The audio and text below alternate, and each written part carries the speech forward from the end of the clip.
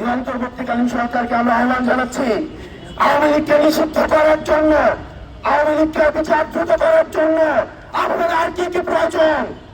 ইতিমধ্যে আইনের অনুমোদিত হয়েছে। দীর্ঘ ১৩ দশকের বেশি সময় ধরে মানুষের অধিকার লুণ্ঠিত করা হয়েছে। খুন, হত্যা, ধর্ষণ, এটি নির্বিচারে মানুষ হত্যা, এগুলো ছিল আওয়ামী লীগের ক্যালেন্ডার ওয়ার্ক। আমরা স্পষ্ট করতে চাই এই অন্তর্বর্তীকালীন সরকারের কাছে আপনারা দ্রুততম সময়ের মধ্যে আপনার আইনগত প্রক্রিয়ায় আওয়ামী লীগকে নিষিদ্ধ করুন, যাতে করে যারা আর কখনোই ফেসিবাদ হয়ে উঠবে।